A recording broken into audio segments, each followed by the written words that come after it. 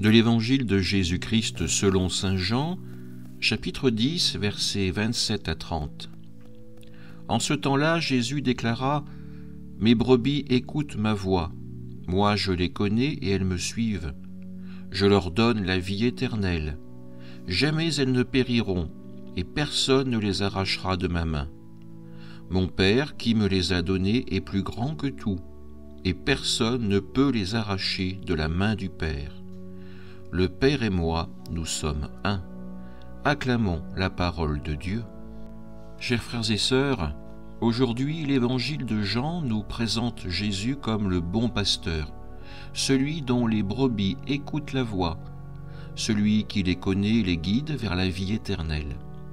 Ces paroles, pleines d'amour et de promesses, nous invitent à réfléchir sur notre fidélité à Dieu, sur la confiance que nous plaçons en lui, même au milieu des épreuves. Jésus nous assure : jamais elles ne périront, et personne ne les arrachera de ma main. Une belle invitation à rester fidèle à sa voix, à son appel.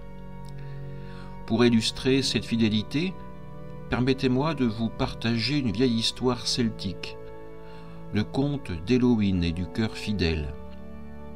Dans un village gallois, Héloïne, une jeune femme aimante, était mariée à Gwyn, un forgeron au cœur pur. Un sorcier malveillant, Maldred, chercha à briser leur amour et transforma Gwyn en cerf. Puis il mit Héloïne au défi. Elle devrait le retrouver dans une forêt pleine d'illusions.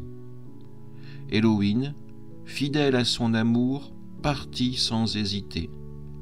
Malgré les visions trompeuses, les murmures de doute envoyés par le sorcier, jamais elle ne se laissa détourner. Chaque nuit, elle chantait une ballade que Gwyn et elle partageaient.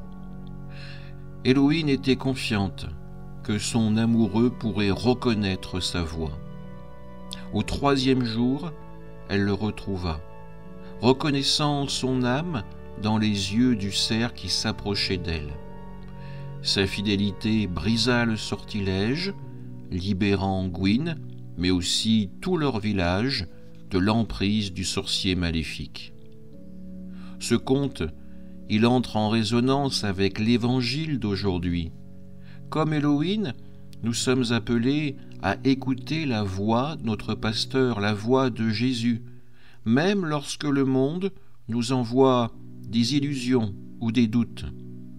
Héloïne ne s'est pas laissée distraire par les fausses images, tout comme nous devons discerner la voix du Christ parmi les bruits du monde, les tentations, les peurs ou encore les fausses promesses. Sa fidélité à Gwyn reflète la nôtre envers Jésus. Jésus qui nous connaît intimement et qui peut, lui, nous appeler par notre nom. Jésus nous dit : « Mes brebis écoutent ma voix. Moi je les connais et elles me suivent. » Héloïne suivait Gwyn par amour, guidée par une chanson qui unissait leur cœur. De même, nous suivons le Christ en écoutant sa parole, en priant, en vivant ses commandements d'amour. Certes, cette fidélité n'est pas toujours facile. Comme Héloïne dans la forêt, nous pouvons être fatigués, troublés par les épreuves. Mais Jésus nous promet la vie éternelle, une vie que personne ne pourra nous arracher, car nous sommes tenus dans la main du Père qui est plus grand que tout. Enfin, le conte nous montre que la fidélité d'Héloïne a non seulement sauvé Gwyn, son amoureux, mais libéré tout un village. Notre fidélité au Christ a aussi un impact sur ceux qui nous entourent. En suivant sa voix, nous devenons des témoins de son amour, des lumières pour nos familles, pour nos communautés, et des lumières pour ceux qui doutent.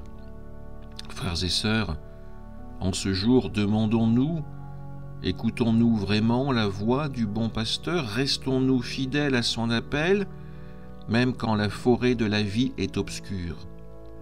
Comme Héloïne, ayons le courage de chanter la chanson de notre foi, confiant que Jésus nous connaît, qu'il nous guide, et n'oublions jamais sa promesse, dans sa main et celle du Père, nous sommes en sécurité pour toujours. Amen.